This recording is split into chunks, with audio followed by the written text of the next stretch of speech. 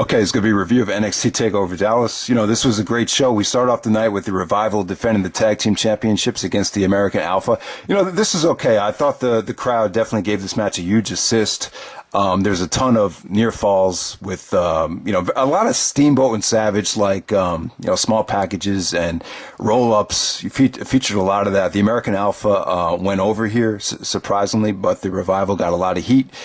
Their tag team championship reign is over. This is an okay tag match. I wasn't looking that forward going into it, but it was a little bit better than I expected. Next up, we had Aries taking on, Baron Corbin. This was, Austin Aries, one of his biggest matches in NXT so far. I guess you could say it that way. I'm really happy that, Aries, got a foot in the door and he's in. But Baron Corbin, this isn't the typical Austin Aries match where he could wrestle, his indie style and show off how great he is. This featured, them telling more of a story here with, Baron Corbin definitely has a size advantage here. So Aries is going to work on his neck, but it backfired. And Corbin basically dominated most of this match. He actually gave him a spinning side slam on the outside of the ring apron.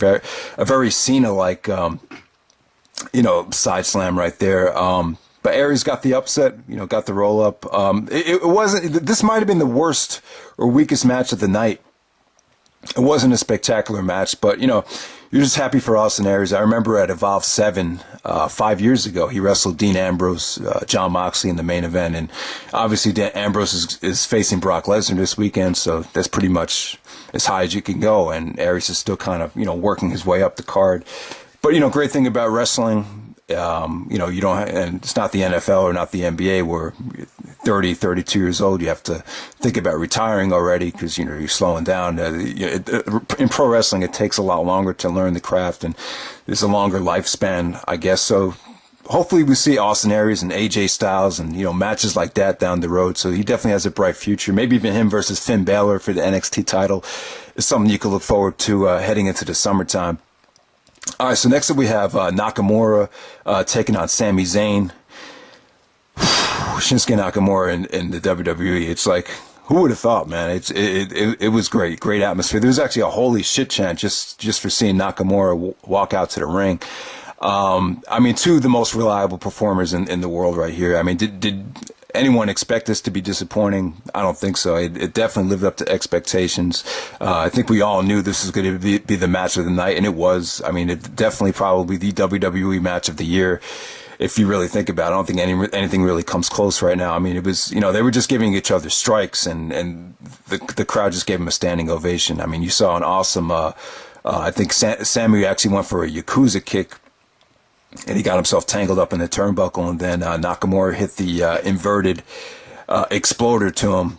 That came off awesome. And then I think Sami actually did a torpedo DDT through the rope, and then Nakamura got his knee up to hit him right in the face. You just had some wicked and vicious spots with it blended in with a tremendous atmosphere. And Nakamura goes over, no surprise. I think everyone knew that, Nakamura needed this win. Sami Zayn's, I don't think you'll see him in NXT anymore. I think he'll probably win the ladder match, the Intercontinental title ladder match at WrestleMania, as a reward for doing the favor to Nakamura here. But, awesome match. Everyone needs to check it out. If you just want to watch one match from the show, check this one out.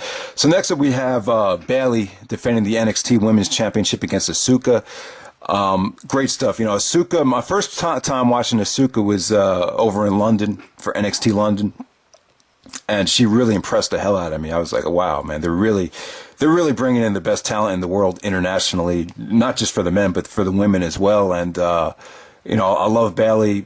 She put on an awesome performance here as well. This probably won't be as praised as some of Bayley's other work that she did with Sasha Banks and some of the other matches that she probably had last summer, but I thought this was a work of art. This is a great match to watch for women that are trying to get into the business. It was a submission masterpiece here. You just had some great sequences with Bayley applying. She applied. It looked like she was going for an ankle lock, but once she locked it on, it was more of a knee lock. Just the way she countered Asuka's kick was just beautiful right there. And Asuka actually made Bayley pass out with the Asuka lock, put a lot of pressure and just, obviously put a lot of pressure and pain on her neck and her shoulder.